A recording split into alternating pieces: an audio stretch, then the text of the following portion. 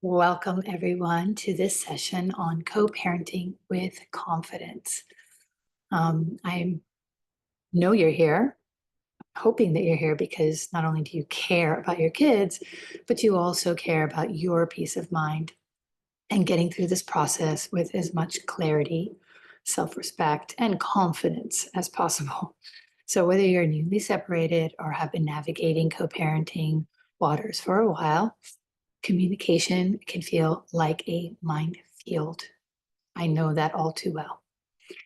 And I just want to remind you that it's not about doing these things perfectly. It's really about having the tools to show up grounded, even when things feel super messy or out of control.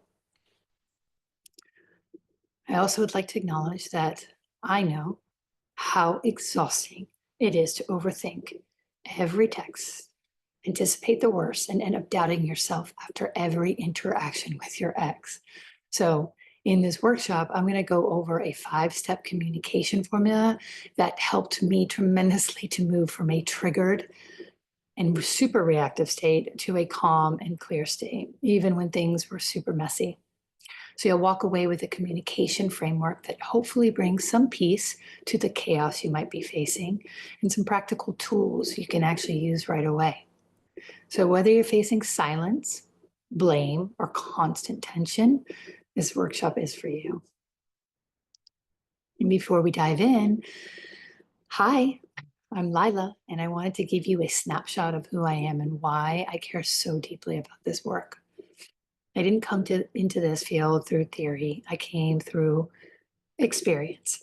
When I went through my divorce, I was pregnant, totally blindsided, um, sad. I didn't see it coming. I didn't want it. I was exhausted, and I felt completely alone. Um, and it was in that moment that I knew I had to find a way back to take some control back, some peace of mind, and some power back. So I became a certified mediator because I actually wanted to understand the system and advocate for myself instead of constantly relying on my lawyer, which was super expensive, by the way. So from there, I trained as a CDC certified divorce coach and an amicable divorce coach. Because what I really realized is while legal help is super important, I never undermine that, and it is important.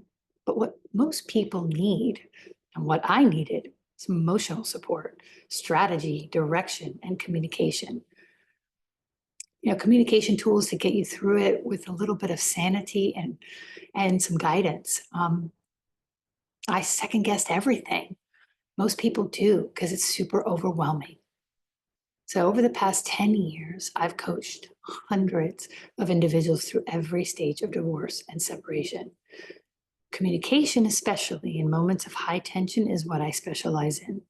Because when you learn how to respond instead of react, you really do reclaim your power. I also co-founded Split.fyi because I knew coaching alone isn't always enough. And if you're like me, you need a safe, judgment-free community. You need a practical strategy and accountability. Boy, did I need accountability. And also people who get it, right? That's exactly what we built in Split FYI. It's a space I wish I had when I was going through divorce. So let's begin. I'm going to introduce you to a simple yet very powerful formula. One you can return to in heated moments when you're overwhelmed or when clarity feels out of reach for you. This is called the CLEAR formula. It takes 5 steps into account. So the C in CLEAR is to clarify your intent, right? The L, lay out the facts. E, explain your situation. A, ask for specific outcome. And R is request a dialogue. It's emotionally neutral, solution focused, and easy to remember, right? We can all remember the word clear. In fact, I literally put it on sticky notes, on my computer, my phone, everywhere until I just really understood how to use it and apply it. And it takes practice. And you can use this anytime, especially when you're triggered or unsure on how to start a conversation or how to respond or how to ask. So let's break it down together step by step. Step one, clarify your intent. So before you write or say anything or ask for anything, ask yourself, what is the purpose of this message? What is the outcome that I want to achieve? Do you want to share info, ask a question, gain clarity, or confirm a plan, right? Starting with the end goal will keep you out of like a reactive language, and it will help you stay focused. And when you're clear on what you're trying to achieve, you can filter out anything that doesn't serve that purpose. So instead of unloading frustration, ask yourself, do I want to resolve this or just vent? And if it's the resolution that you're seeking, that becomes your compass. Step two, lay out the facts. So ground your message in facts. This reduces the emotional temperature and keeps the conversation from becoming a battle of perceptions. So instead of saying, you never told me about this, try, I saw the email from the school today. This creates a more neutral tone and keeps the message focused on what's real and observable, not assumptions or emotions. Step three, explain your situation. Now, add enough context to make your request or message understandable. No need to over-explain or defend. Remember, just share the reality of your situation like it is. So you might say, I'll be in a meeting that afternoon and won't be able to pick up. That's short and honest. You're not apologizing or trying to win approval. You're just stating your reality. Step four, ask for a specific outcome. Really here, be specific about what you need or hope for. So people can't read your mind, and hinting often leads to misunderstanding. So instead of saying, it would be nice if you helped once in a while, try, would you be able to handle pickup that day? It's clear, respectful, and gives the other person something to respond to. And that leads to the fifth step, request dialogue or resolution. So close that message with an open door. Invite collaboration or ask for a response. This helps move the conversation forward and avoid stonewalling or one-sided communication. You might say, let me know if that still works for you or if we need to adjust. It keeps the tone open, cooperative, instead of demanding or closed off, which you don't want to sound, right? Okay, so let's see this in action. This is where it all comes together. So here we have two examples. The before example, you always back out. I can't rely on you. This is an example of reacting. It's emotional, accusatory, and likely to escalate things further, right? In the after approach, after using clear, we had agreed on Friday pickup. I have a meeting. Can you still do it? The after one is calm, clear, and rooted in a formula that we just walked through, right? It's the same situation at just a different tone, and as a result, a different outcome. So that's the power of this framework. When we choose our language with intention, we shift the energy from the entire conversation.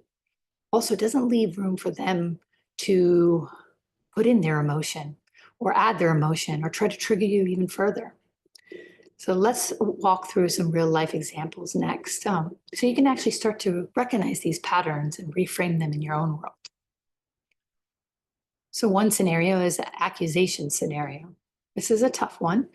And if your co-parent is constantly accusing you of something that just isn't true, I know it stings and it's annoying. But let's take an example. They could say, you're clearly trying to keep me from seeing the kids. I've had enough of your games. Now, remember, take a deep breath, because I know you're triggered. But before responding defensively, ask yourself, what's the truth? You know your truth. And what's the real goal here, right? A grounded response to that would be, I hear that you're frustrated. I want to be clear. I am not trying to withhold time or create conflict. Let's look at the calendar and figure out what's workable for both of us. Now, that message acknowledges emotion without escalating it. And it also redirects towards a solution, which is what you want. Another example, passive aggressive or stonewalling. Okay, passive digs or silence, right? Maybe they say something like, wow, must be nice to always get your way. Or maybe if you followed up like 3 times and got nothing in return, all equally frustrating. So a grounded response would be, I want to make sure that we're on the same page and working toward what's best for the kids. Let me know if there's something specific that's not working, and I'm happy to talk it through. So this diffuses tension and opens space for a real dialogue without falling into their emotional trap. Another type is triangulation. Oh, this is a hard one. It's probably one of the hardest ones because, it's a moment when your child becomes that messenger. So maybe your co-parent texts, our child said that you told them I don't care enough to show up for their events. That is totally unacceptable. Again, you know your truth, so you don't have to over defend and over explain, but acknowledge. Acknowledge it is really a suggestion, right? So it's up to you, but acknowledging it is suggested. And a grounded response in this would be, I'd never want our child to feel caught in the middle. I haven't said anything like that. And I'd love for us both to focus on helping them feel supported by both parents. If there's a concern about scheduling, let's talk directly. You've just modeled healthy boundaries, redirection, and focus, all in one calm, structured response. Can you guys see that? Give a thumbs up. Great. So by now you've seen just a few intentional changes in the way that you communicate can really actually start shifting everything, right? Just the tone, the energy, everything. But I also know that it is difficult. It doesn't happen overnight. It takes practice. And the truth is, it's not just about what you say, it's also about having a place that you can land when you're overwhelmed, a place to get feedback when you're unsure, and a place to feel heard and everything when everything feels out loud, because you are going to be triggered and it does take practice. And I don't go over this to make you feel bad if you don't use it. Remember, give yourself massive amounts of grace during this process, but just know that tool is there and ready for you when you need it. So, and remind yourself that responding to difficult exes takes a lot of practice and a lot of support. So this is why we built Split.fyi with that in mind. It's not about being perfect or having all the answers, but it's really about having that container, to return to again and again, where you can ask, vent, practice, and try again. It's not just tools, it's people. It's a team and a community that truly gets it. So you don't have to carry the mental load alone while also juggling court dates, custody schedules, or emotional landmines. I mean, the list is endless. This work is hard, and you deserve a space that softens the edges and makes room for clarity and also normalizes some of the feelings that you're going through. So if your shoulders drop just even a little in this workshop, and if your nervous system got a small break, then you already know what support can feel like. So let's talk about what support looks like in action. As I mentioned, it's a place where you get to practice. So you get to actually fall apart and gather yourself back together, where you learn to say what you mean without guilt and where you remember you're not alone. It's a private, and I say that and emphasize that because you can create your own alias, can hide yourself. It's however you want to show up. It's a real time space to ask questions, get coaching, connect with others going through the same thing, and access to professionals who know this terrain inside out. I also know if the word community feels intimidating and overwhelming, I get that. But being in a space where people understand what you're going through and facing doesn't drain you, it grounds you. And being supported by coaches means you waste a lot less time and money second guessing and more time actually moving forward. So one member once told me that she was terrified to speak during her first call. She almost didn't even show up, actually. 6 months later, well, she was leading the conversation, helping others find their voice, and showing up with a level of confidence I think she never imagined she had. And another member said that she spent thousands of dollars asking her lawyer for advice on how to respond to her ex until she found Split.fyi. The community and the professional input really helped her through the uncertainty that she faced. So here's what it looks like when you do join Split.fyi. For our foundation members, you get access to live weekly coffee talks, an open, welcoming space where you can simply show up, ask any question you want, be seen, be heard, not be heard, just take it all in, listen, all of those things. These calls are about connection, really. Sometimes you just need to land somewhere real, without pressure to talk or perform. This is that space, but I guarantee you'll learn a lot. You learn a lot from your peers, you learn a lot from the professionals. It's a true adulting space. So for our growth membership and Thrive memberships, we also offer weekly office hours, which are more focused, intentional. It's a time to get stuff done. God, I wish I had this when I was going through my divorce, because sometimes it's so overwhelming when you're getting through all the logistical stuff that you just want to bury your head in the sand and you don't even want to work on it, right? So this is really a place where you can dive into the real work, drafting messages, tackling co-parenting conflicts, gathering financial documents, even reviewing parenting plans. And you're alongside a divorce coach and a certified divorce financial analyst. Anyway, you'll also have access to focused weekly support groups, plus a super robust library of scripts, templates, and expert guidance, all designed to save you time, money, and emotional energy. And if you need even more personalized support, I do offer one-on-one coaching at a discounted rate for the members, because sometimes what you really need is someone to help you think it through, hold your hand a little bit more, map it out, and say it clearly. I just want to emphasize that we truly built this community to be accessible, supportive, and affordable, because getting the right help shouldn't be out of reach. I know that divorces cost a lot of money, so finances aren't always ready and able. And that is why we made this completely affordable. We threw everything we know into the supportive ecosystem so that when you need a place to land, to get educated, to strategize and gain clarity, it's already ready here for you. And if this is something in this workshop that kind of made you breathe out, if something clicked or made you feel seen, I'd really love to invite you into a deeper conversation. You can book a free consultation with me.